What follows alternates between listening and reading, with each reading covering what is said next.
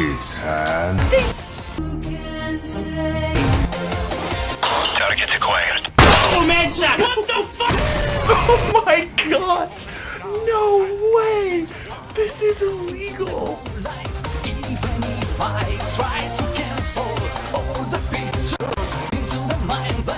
Yeah, this is a thing. Welcome back, Guardians, to another Dream Team video. I'm your humble host, Musin777, and today we are looking at a build that I am amazed, just honestly amazed. And I'll be honest right now, guys, I'm partially afraid of this video blowing up, and I'm partially afraid that no one's gonna see this. I'd like to get like this nice little middle ground where I start to see a little bit more of this, but this build is nasty. This is the Sanguine's Vow build. This build combines some stuff that is completely off meta, and it's amazing. The stuff that you can do with this is absolutely insane. It makes use of some really interesting exotics, some stuff that we don't see very often, and it does so just with flying colors. It's just this monster. Let's get into this here. I've talked it up so much. You're thinking right now, Misum, you've said so much. Let's get into this. I've got to be at work in a few minutes. All right. Let's get into this here. This video will be broken up into two parts. The first part will be about the build itself, the armor, the weapons, the subclass, etc. The second half of the build will be about the tactics, and specifically for this build, we're going to make like a sort of subsection here. This build is special because it plays like a fighter game in that it has a whole bunch of combos that you can actually do with this build, like different ways and unique and fun ways that you can kill Guardians. We're going to cover all those here. So this build itself, this makes use of the Eriana's Vow, the 90 RPM highest impact hand cannon we have that runs special ammo. I actually have the catalyst for it, which is extra helpful.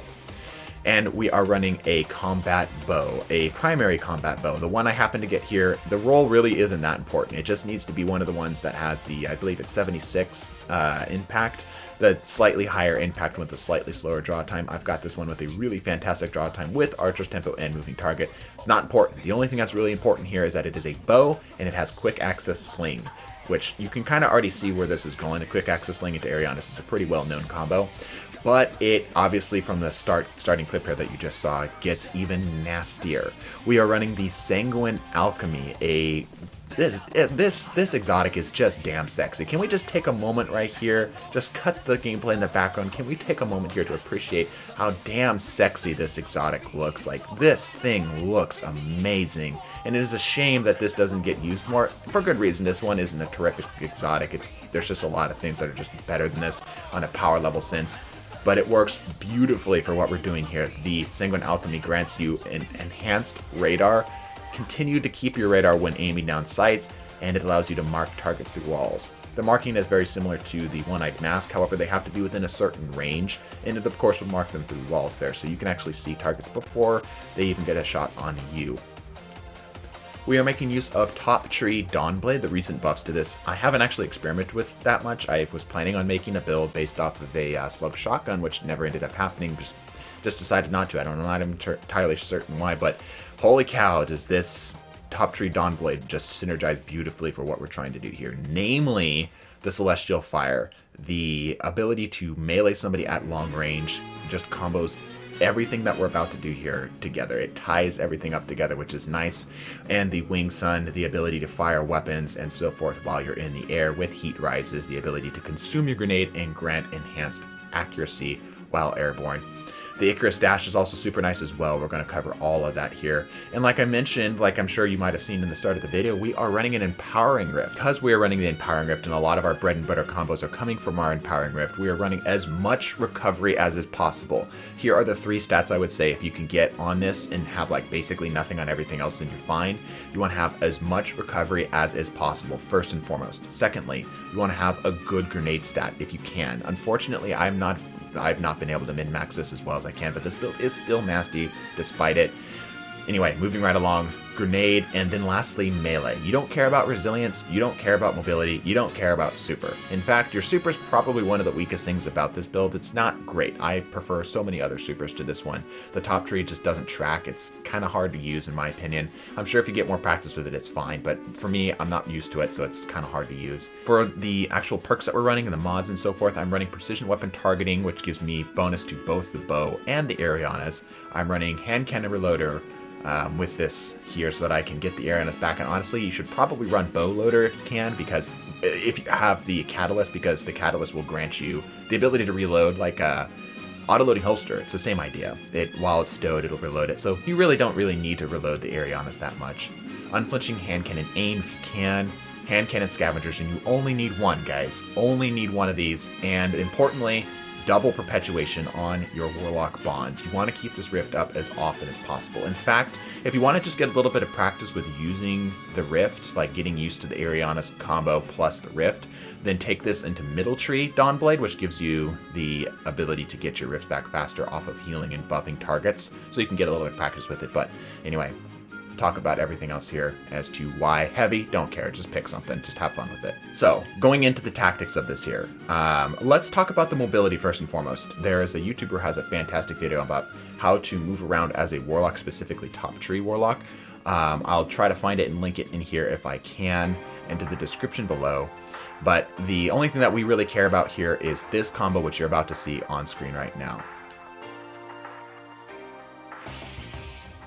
That little combo, and I actually didn't even do that right, is just a simple burst glide movement plus the shift with your Icarus dash. If you do it right, you can get a decent amount of space moved off of it here. So once again, that is burst glide immediately followed by the Icarus dash into a little hop, and you can just kind of carry your momentum by just hopping off the ground with it.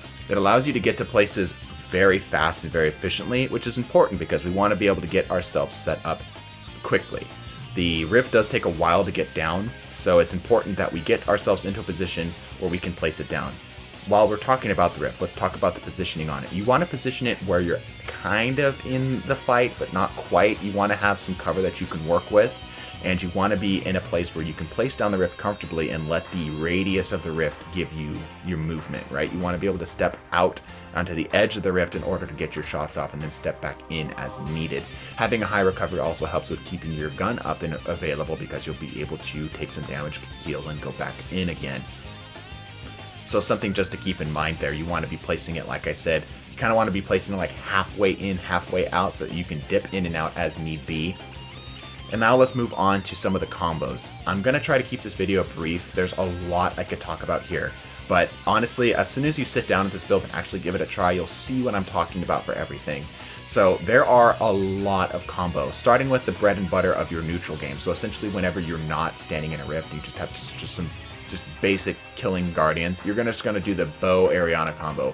Very simple, very easy to execute. All you need to do is just charge the bow, fire the bow, switch to the Erianas, and body shot. You only need to land body shots in order to make that combo work, assuming your Erianas has the death at first glance, its exotic perk, procced and ready to go. Both of them will deal around 100, which will make it to a 200 health guardian, which most guardians have, I'm learning, less than 197, which we'll talk about here. It'll kill basically everything. Obviously not supers, but, you know, good for killing just normal guardians there. You will end up taking probably a little bit of damage in the meantime, but you're faster than most everything else in the game outside of one-shot stuff like fusions, shotguns, and snipers. The big combo that we're building off here, which you saw at the start of the game, so I don't feel like I have to explain this too much here. Empowering Rift goes down, Erianas comes out. All you have to do is land the headshot while you have the perk. So if you do not have the perk up and ready, if you do not have that death at first glance, you say miss a shot or go body, you're going to have to switch to the bow. So try to make sure that you're being picky with those shots, and if you do happen to whiff the shot, try to go for one of the other combos that I'm about to mention here, because they'll be able to basically guarantee a follow-up. But inside of the Empowering Rift, doesn't even need to be the Sanguine Alchemy Rift, just a Rift, a Empowering Rift, the headshot will kill almost every guardian. The only exception to that rule, like mentioned, is that if they have a very high resilience stats, I believe it's like 8 or 9, then they'll be able to survive with just a sliver of health, which is pretty easy enough to follow up on. But it is something to keep in mind on Titans specifically, because they sometimes can run barrier builds, like lots of barricades. Other combos to keep in mind: the bow or the Erianas plus either your melee or your grenade will guarantee a kill, again excluding extremely high resilience. So you can throw out the grenade, follow up with the Erianas, or if you've got the bow ready to go, you can bow, throw the grenade, or grenade then bow, either doesn't terribly matter. Another thing that you can do is that you can float around in the air with this. It allows you to essentially take whatever you're doing and add another layer to it, so you can put yourself into the air, and a lot of Guardians aren't looking for you there. You can get your combos off there, and you can also do my favorite combo of this, which is the Eriana or bow, both of them work again, plus the melee. The melee is a seeking, it's essentially like 3 heat-seeking missiles, and if all 3 of them land, it's 105 damage, which, again, do the math, 100 and 100 from either, it'll kill kill your Guardians. It'll toast them. It's really fun. It's really dumb too, is what it is. But that's another combo that you can do as well. So just to recap, bow Erianas is a combo. Bow or Erianas followed up by the grenade is a combo.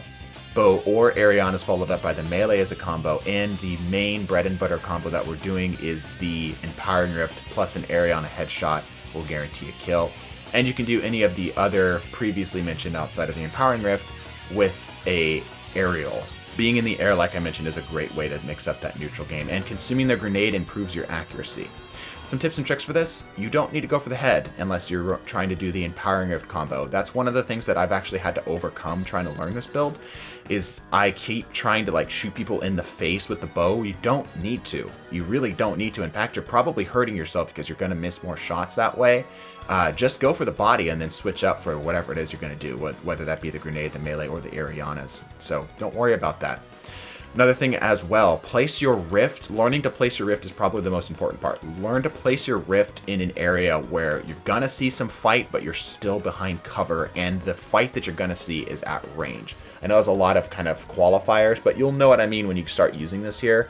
Placing it down into a position where you're able to still hold your ground a little bit if they start to rush you. Like, they can't just run up and shotgun you, right? They're outside of that kind of range, and you still have a little bit of cover to work with in case you start to get, swarmed by a whole bunch of team shot. It's going to be important as well.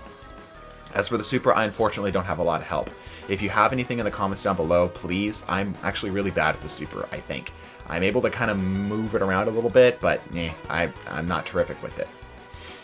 Another thing to keep in mind, last thing here, is that the Erianas does lose its perk if you miss or you go body. So either make sure that you land that headshot, or if you do miss, get to the swap, go for one of the other combos. But that's really it, guys. Like I said, this build is nutty. I'm amazed I don't see it more. It is so much fun to play. It is so unusual. Nobody plays like this. I have not seen anybody use this thing like this. Like, how often do you see an Empowering Rift in general? But that about covers everything. Ooh, one more thing, guys. One more thing. This is one of the things I don't like about this build. I figure I should throw this in here. Sorry, I almost forgot about this. But the scopes of both the weapons themselves actually obscure your vision quite a bit. If you're seeing this here on screen, if I'm ADS at this box, right, you can actually see that I lose a pretty good portion of what I'm looking at here. And in fact, if I just move my sight just a little bit, it's pretty easy to lose even that box, which is pretty damn thick, in your sight. So what I would recommend as well is, just if you're going to do the bow, start from the hip and then go for the ADS. If you can get snapshot, that's probably even better, or hip fire, something that can help that out. But yeah, that would be one thing I want to throw in. The same goes for the Erianas. The Erianas does have a tendency to lose your target, especially if you're aiming up too high. So just something to keep in mind. Try to stay on the hip until you're ready to go, because you have a tendency to lose your sights in there as well. Be careful of snipers. They're probably your only real contender at range. Nothing else can out DPS you. You can, assuming you see each other at the same time, you're going to be able to out DPS that target. But a sniper does have the ability to one-shot you. So assuming you aren't running the Empowering Rift combo as well, just be careful, because you could get killed faster than you can get to the swap. But that's it, just guys. I really hope you enjoyed this build. I certainly do. If you can, share this around. Let's see some more diversity in the Crucible. Share this with your friends if you would be so kind. And also, leave a like if you enjoyed. Maybe drop a comment down below if you have a build that you like yourself, or if you have some suggestion on how to improve this. I know that somebody's going to say Solar Plexus, but it's too expensive to run, so gotcha there. You already were right in the comment, I knew it. And be sure to subscribe. We're a pretty small channel. We're looking to grow, and any subscriber would be helpful. We're hoping to reach our goal to the point where we can start earning money doing this kind of stuff and bring you guys builds and such a lot more often. So a subscription would be super helpful. We'd be very thankful. Anyway, hope you guys have a good rest of your day. Hope you guys enjoyed the build. I'll let the rest of the gameplay footage play out here, and I'll catch you in the next one. Take care.